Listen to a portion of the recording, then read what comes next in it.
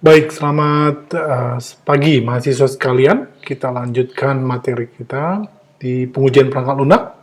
Untuk minggu ketiga ini kita akan membahas mengenai black box testing, ya.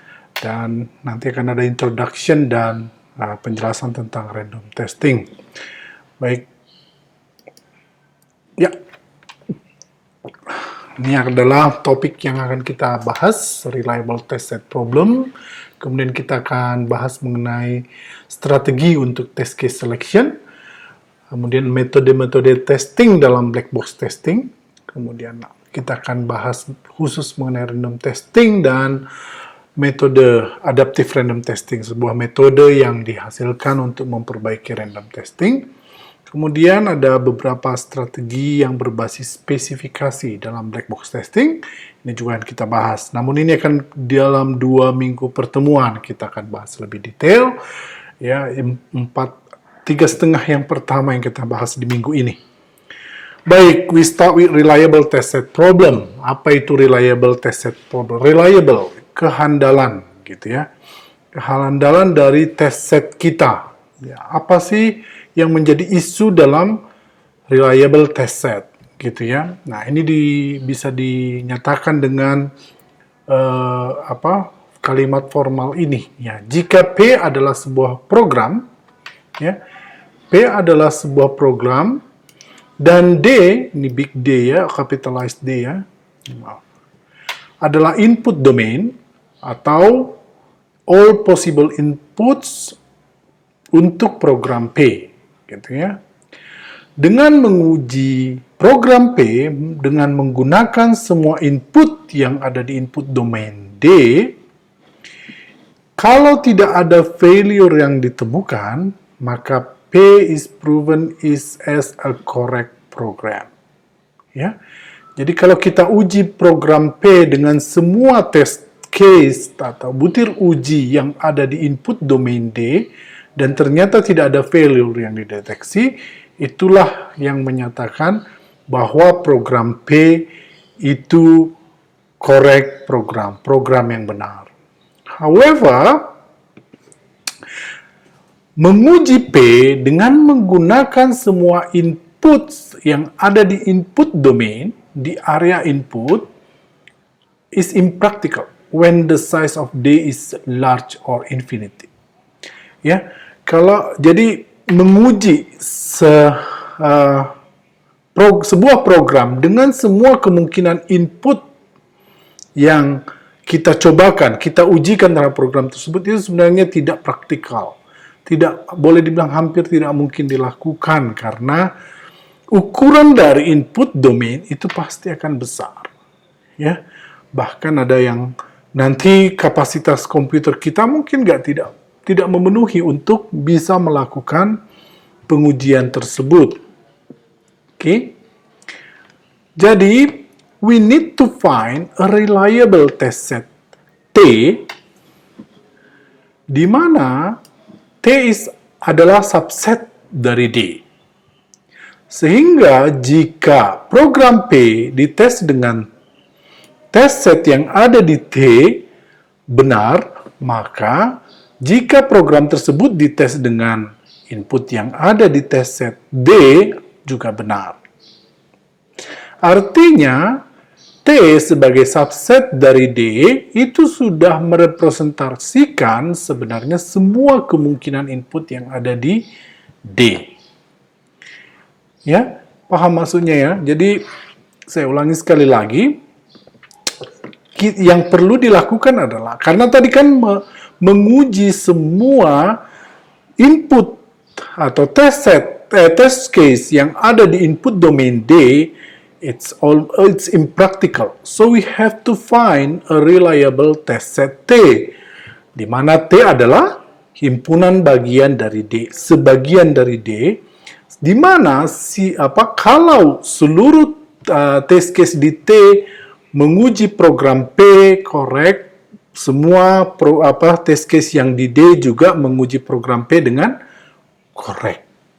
Ya, artinya T merupakan representasi dari D. Nah, problemnya, ya, T is impossible to to attain, T itu hampir bisa dipastikan tidak bisa kita peroleh kecuali T adalah D itu sendiri. Inilah yang disebut dengan reliable test set problem.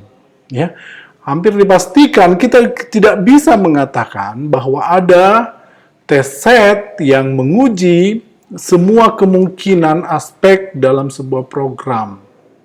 Ya, itulah yang disebut dengan reliable test set problem. Akan sangat sulit menemukan atau menjamin bahwa test set kita itu sudah representasi 100% dari input domain kita.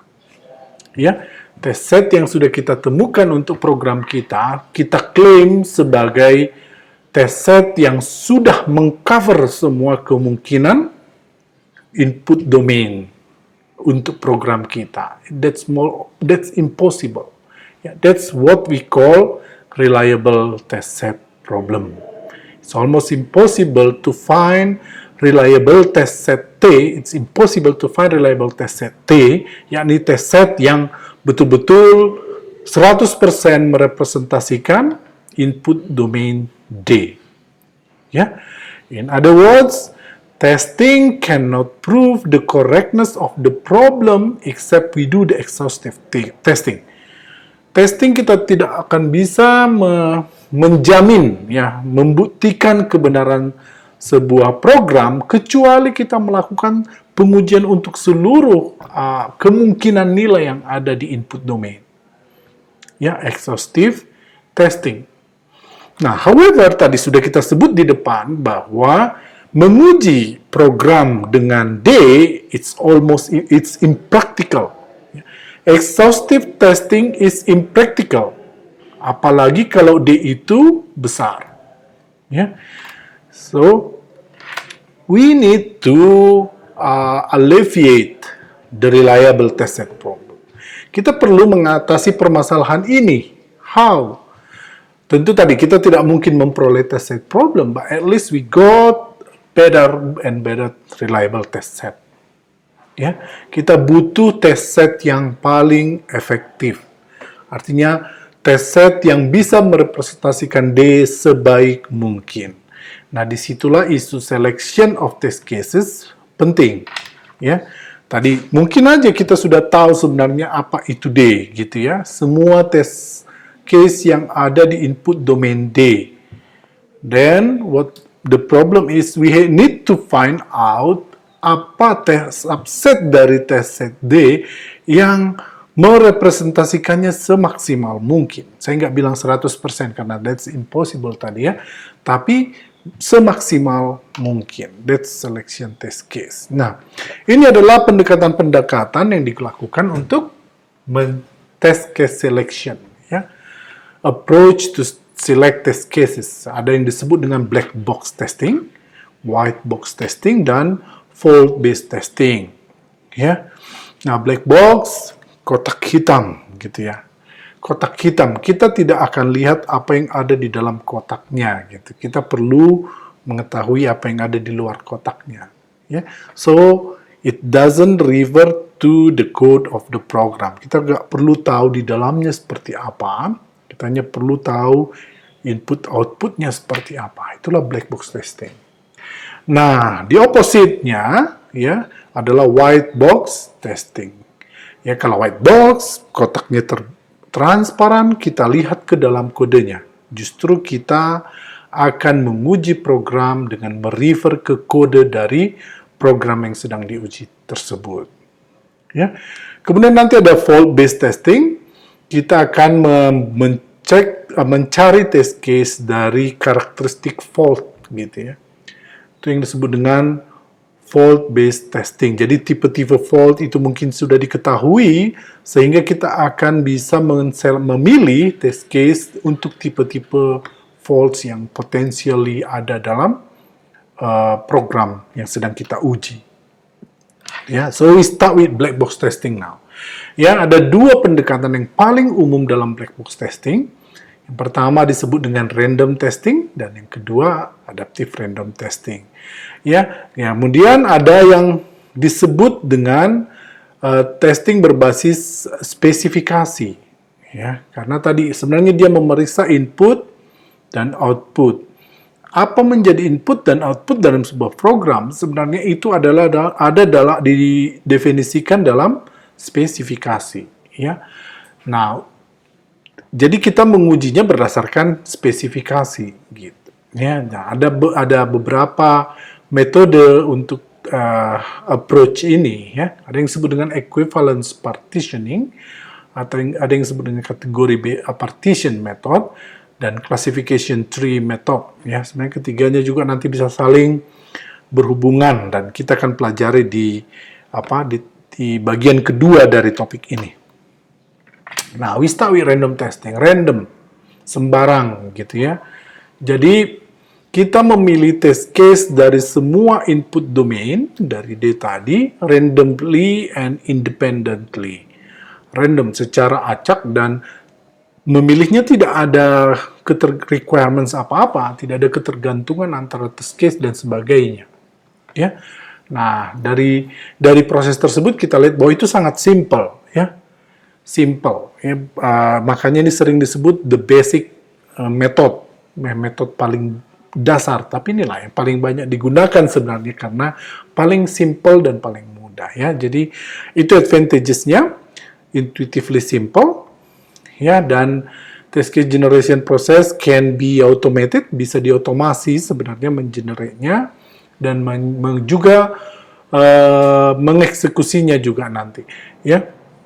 Applicable even when we do not have a complete software requirement specification or source code, ya. Karena tadi kita sebenarnya kan memang perlu SRS, tapi karena kita udah tahu bahwa input untuk tanggal adalah 0 sampai 31, secara random kita pilih 0 sampai 31 gitu ya. Kita tidak perlu melihat complete definisi dari specification-nya, dan juga kita tidak perlu lihat source code-nya, ya.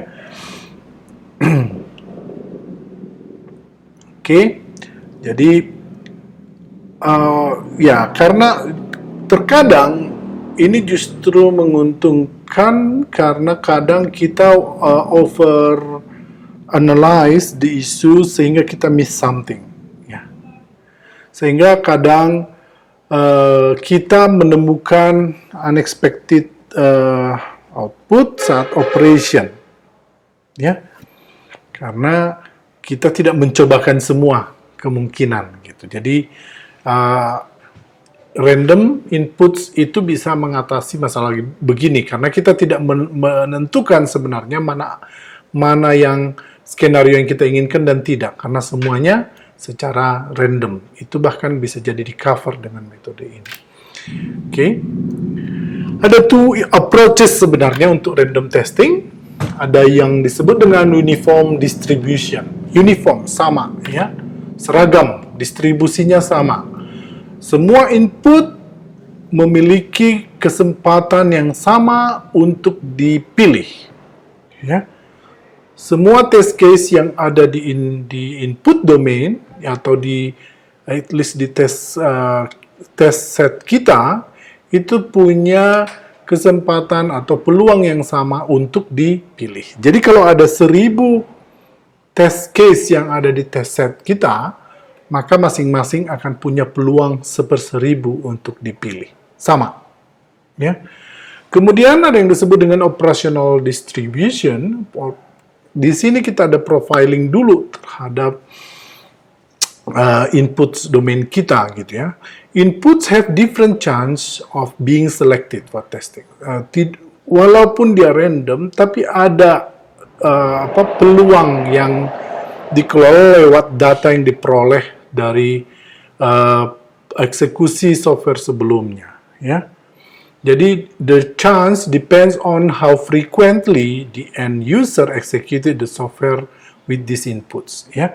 Jadi kita bisa melihat dulu seberapa besar atau seberapa sering user akan menggunakan input tersebut. Sehingga itu akan mempengaruhi peluang. Makin besar dia digunakan oleh si user, peluang dia dieksekusi oleh user, makin besar juga peluangnya untuk dipilih untuk pengujian. Gitu kira-kira intuisinya ya. Nah, ini contohnya untuk random testing. Misalnya, kita punya sebuah program yang ada input sebuah parameter X, di mana X ini valid value-nya dalam range 10, lebih besar dari 10 dan lebih kecil, lebih besar dari minus 10 dan lebih kecil dari 10. Ya, 10 lebih besar sama dengan X dan X lebih besar sama dengan minus 10. Jadi di antara minus 10 sampai 10 itulah yang valid. Ya.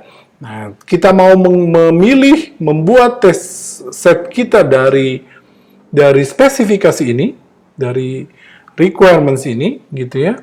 Kita akan apply random testing dengan range X dari minus 10 sampai 10. Ya. Yang pertama untuk uniform distribution, tadi udah disebut bahwa kita memberi seluruh input yang ada di minus 10 sampai 10 itu equal chance to be selected. Ya, punya peluang yang sama untuk dipilih. Ya, kalau kita lihat dari minus 10 sampai 10, there are 21 possible values for X. Ya. Minus 9, minus 8, minus 7, sampai 0, 0 sampai 10 lagi gitu ya. Minus 10 sampai 0, 0 sampai 10. Ada 21, ya. Minus 10 sampai 1, tambah 0, tambah 1 sampai 10. 21 nilai yang ada di domain kita. Ya. Domain kita sekarang kan yang ada di range ini ya. Ini adalah definisi domain sebenarnya, ya kan? Jadi angka-angka yang di sinilah yang membentuk domain. Ya, sehingga ada 21 nilai dalam domain kita, sehingga probability dari masing-masing tes case yang ada di domain tersebut adalah 1/21, karena semua punya peluang yang sama untuk dipilih. Ya, nah bagaimana kita mau mengkonstruk test case seperti ini? Kita bisa menggunakan random number generator tadi, automated ya. Hampir semua banyak aplikasi yang sudah punya library untuk random, membangkitkan angka random. Di C library ada rand namanya, di Excel kalian lihat ada gitu ya. Ya, jadi atau kalian bisa buat sendiri fungsi random di coding kalian kalau kalian ingin mengenerate test case, tidak sulit harusnya. Ya, nah itu untuk uniform distribution. Nah yang kedua tadi operational distribution. Tadi itu akan menggunakan informasi atau profil dari si test set kita. Ya, dia akan merefleksikan how likely the software will fail in the operational environment. Karena kemungkinan fail dipengaruhi oleh di mana si user akan menggunakan. Ya. The more frequently used input should be tested more frequently. Jadi input yang sering bakal digunakan gitu ya. Kita kan bisa tahu gitu. Kira-kira misalnya kalau nilai gitu ya. Nilai kita tetap range kan 0 sampai 10, tapi 0 jarang lah, 10 jarang lah gitu ya. Yang mungkin sering itu di angka 5 dan 6 gitu. Misalnya kita tahu distribusi student kita kira-kira kemampuannya seperti apa. Sehingga kita akan bisa perkirakan berapa sering masing-masing nilai ini akan terlibat dalam eksekusi program kita. Ya, ini misalnya ini ada contoh, suppose among 100 times of system operation di usage. Jadi ini frekuensi X dari 100 kali sistem ini dioperasikan gitu. Jadi waktu dioperasikan tadi value X dari min 10 sampai 10, si user mengentry minus 10 dua kali, mengentry minus 9 satu kali, mengentry minus 8 tiga kali, minus 7 2 kali, minus 6 14 kali, minus 2 10 kali, minus 7 11 kali, dan seterusnya sampai 10. Ini adalah data yang diperoleh dari pengalaman penggunaan, atau mungkin ada a certain process of mengambil data ini gitu ya, sehingga diperolehlah data yang seperti boleh juga estimasi mungkin, atau ya memang ini secara operasional sudah berjalan sehingga kita mau pengujian selanjutnya mungkin kita bisa gunakan informasi seperti itu ya. Jadi ini artinya adalah bahwa minus 10 saat penggunaan software 2 kalilah di entry oleh si user dari 100 kali pengambilan data dari X. Oke. Nah, jadi dengan operational distribution untuk random testing, ini salah satu cara untuk memilih test case-nya seperti ini ya.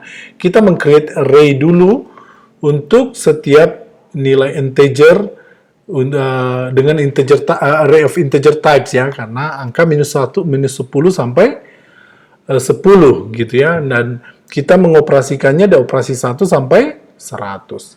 Sehingga kita punya array X1 adalah -10 tadi ya. Dari sini kita bisa buat set array sebuah array yang merecord elemen ke-1 berapa, ke-2 berapa, ke-3 berapa sampai ke 100 ya.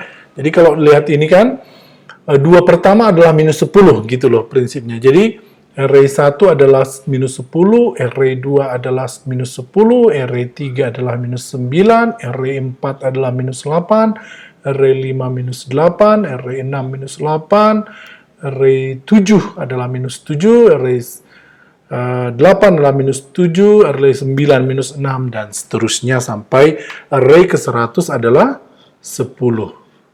Ya. Gitu kira-kira caranya. Nah, kemudian kita akan call random. Sekarang random kan kita cari dari angka 1 sampai 100, bukan dari -10 ke 10. Ya, 1 sampai 100. Ya. Nah, misalnya random yang kita peroleh itu adalah 21 angka randomnya. Sehingga kita akan memilih array ke-21 lah yang kita pilih as a test input ya, yang terpilih. Jadi ke-21 itu berapa? Ini 2, ini ke-3, ini sampai ke-6 tadi, ini 7 dan 8, ini kemudian 8 sampai 22 kira-kira. Artinya ke-21 sudah ada di sini, sehingga yang ke-21 adalah -6. Test inputnya adalah -6. Paham ya? Seandainya random kita mengembalikan 99, berarti test input kita adalah 10. Ya, karena ini 99 dan 100. Gitu ya? Paham? Oke. Jadi begitu kira-kira caranya bagaimana kita memilih dengan menggunakan operational distribution. Saya harap Anda sudah paham ya. Kemudian random tadi ini simple sehingga diperkirakan oleh peneliti bahwa metode ini masih bisa diperbaiki. We can improve it. Ya. Nah, ada satu cara yang sudah paling banyak sedang dikembangkan dan juga diteliti dari jauh-jauh hari dulu ya, untuk perbaikan random testing yang disebut dengan adaptive random testing. Bagaimana dia sebenarnya munculnya random testing itu ditemukan dengan adanya tipe dari failure patterns. Ya, pola dari failure itu bisa kita identifikasi gitu loh. Ya. Nah, ini ada 3 dari penelitian yang diperoleh, ada 3 failure patterns, type of failure patterns.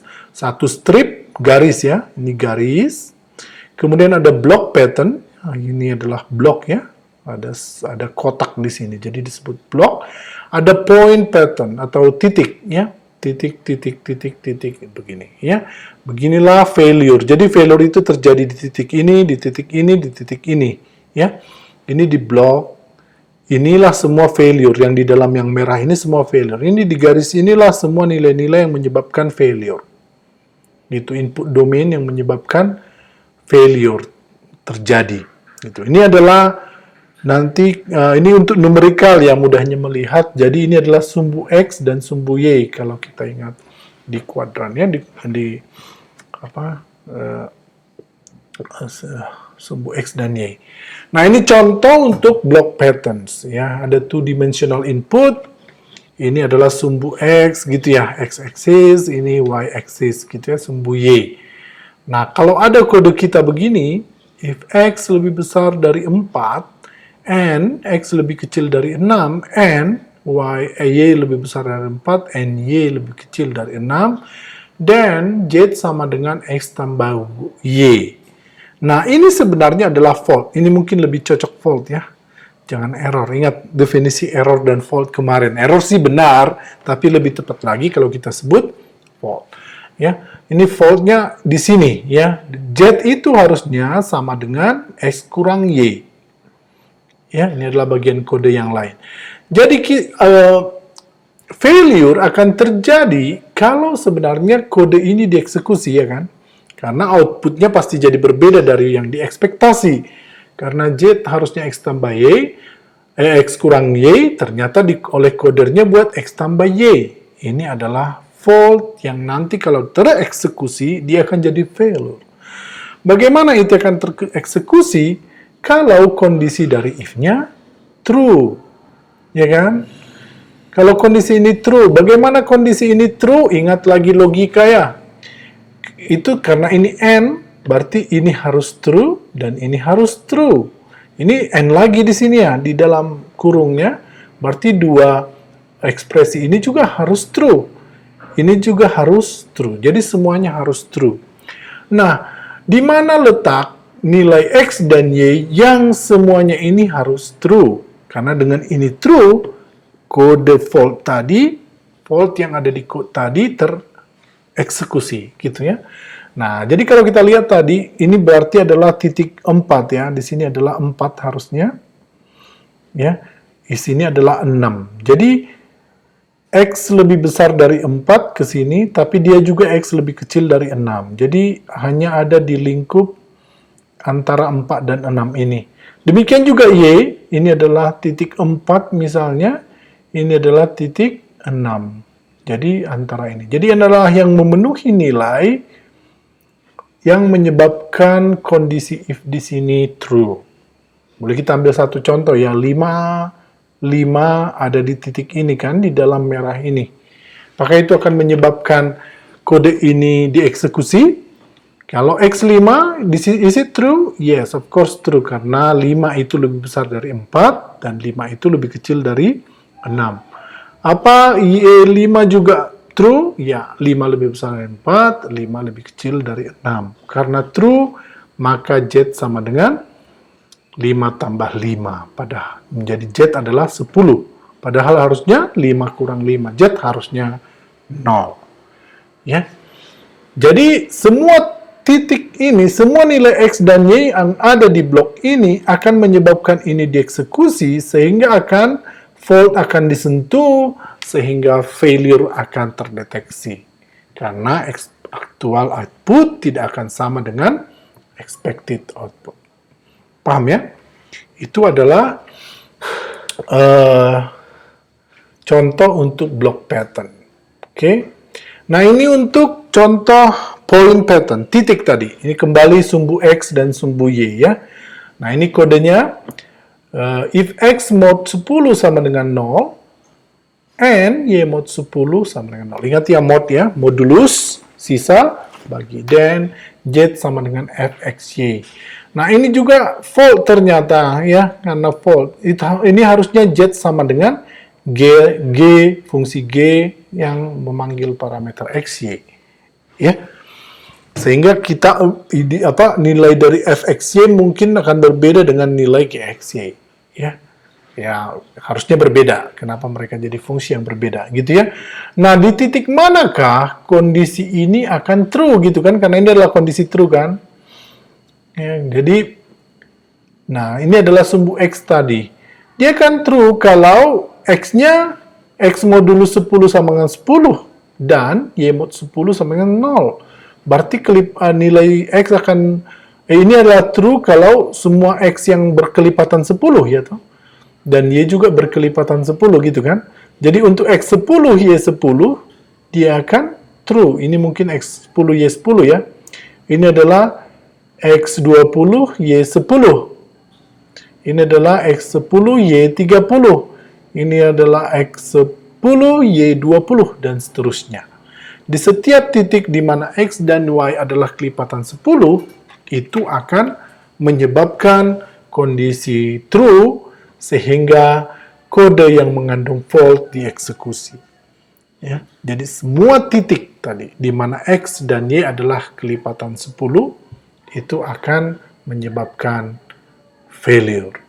Itulah yang disebut dengan point pattern. Saya harap Anda mengerti ya.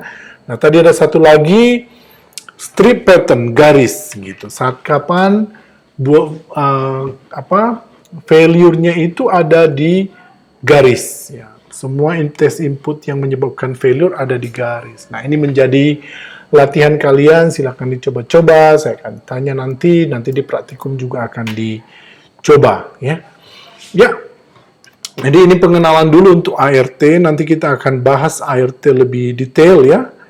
Lebih detail untuk di pertemuan berikutnya. Oke. Oke, baik.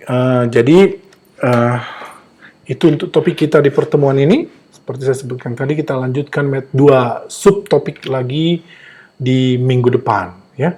Tadi mengenai pattern akan kalian lanjutkan lagi di praktikum, dan juga boleh kita bahas di saat di forum kita di WA group kita. Ya. Jadi demikian materi kita untuk pertemuan pertama di minggu ketiga ini. Ya. Terima kasih.